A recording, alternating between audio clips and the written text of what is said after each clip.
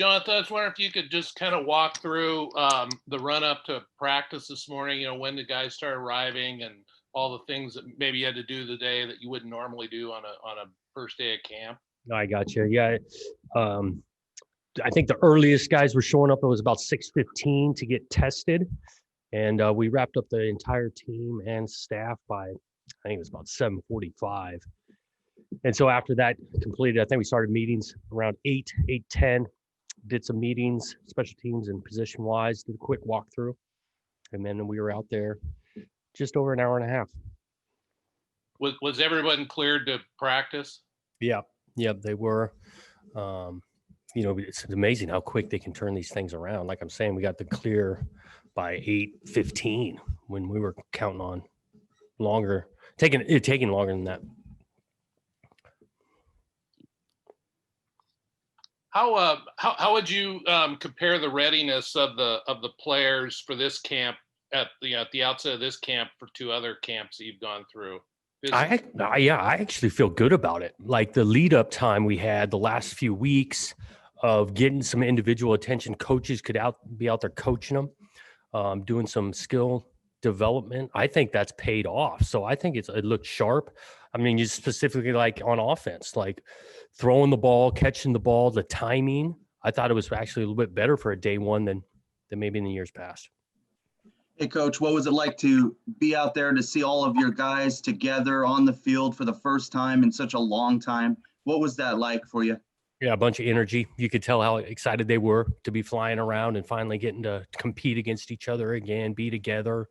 Having a bright light now at the end of the tunnel in regards to a schedule. These guys felt awesome. They really did. Going out there, watching coaches coach and the guys play with great energy. So that's why we only went an hour and a half, knowing that they were going to have that great energy and being cognizant of the load on the body from at the start.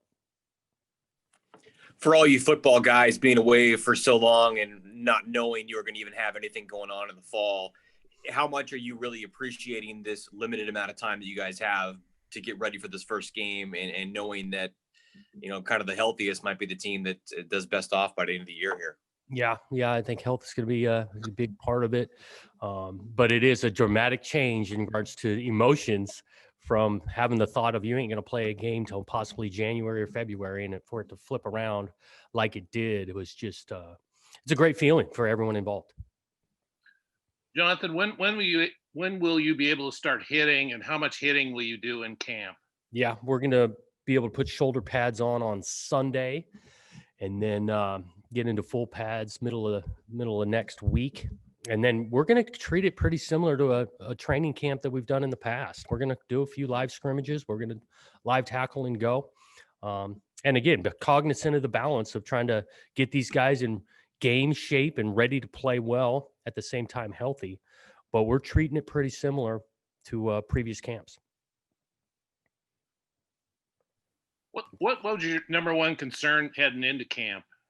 Yeah, some of it was the kind of the true conditioning, how long they were able to practice. And so we got our eyes on that. Like I'm getting at, I think some of the skill and the timing and the assignments are probably ahead of schedule. But in regards to their overall conditioning, that's the one we got our eyes closest on. Does it seem like that conditioning is kind of where you would want it to be at this point, or is it kind of too early to tell? After one day, I think it's a little early to tell. We're just going to ease into it here first 3, 4, 5 practices, and then try to go pretty good for a couple weeks. And after that time, then tone it down a bit leading into our first game. How many guys were limited today? Not many. I'm trying to think. Like everyone was going. Tavis Shippen was limited just from an illness part that he'd been dealing with, but he was out there and doing some things, and I think that's it. So Whitley really is about the only guy that was. Oh yeah, Whitley is. Yeah, he was not right. Yeah, going today. Yeah.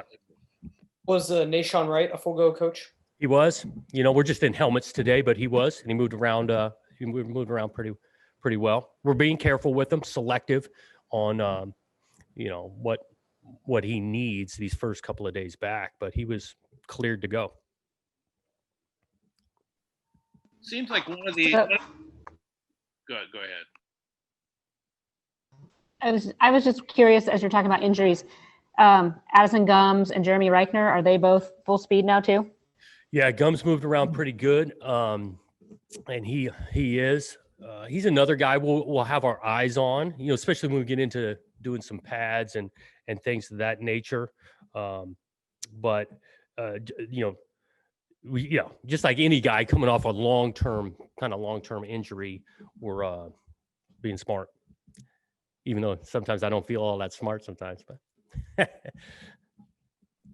Jonathan, it seems like one of the advantages you guys have is the continuity of your coaching staff.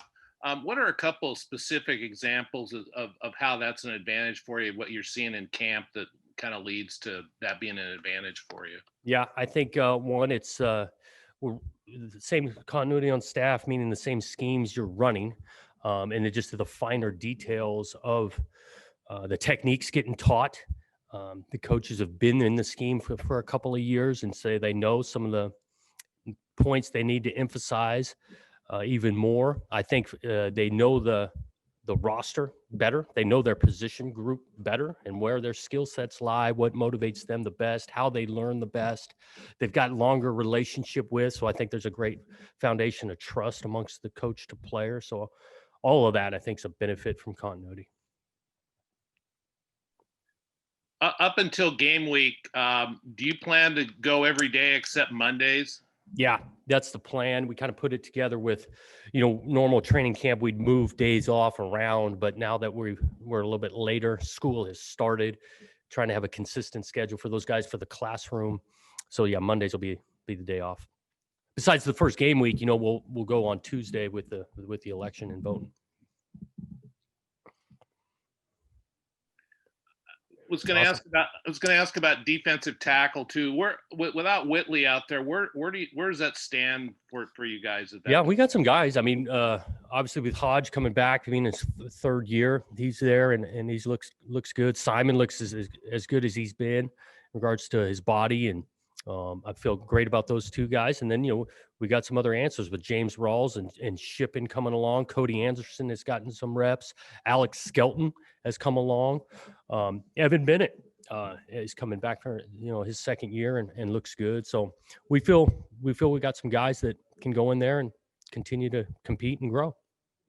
Jonathan, given that you don't have anybody necessarily that same size and skill set that Jordan has, is it going to be a by committee thing in terms of trying to get that right amount of guys in there? Yeah, I mean, we rotate the D line in general with Witt as well. I mean, there's games then Witt didn't play as much as some of the other guys. So at that position, you got to be able to rotate. You got to have 4 to 5 guys that can go in the game and play just for conditioning.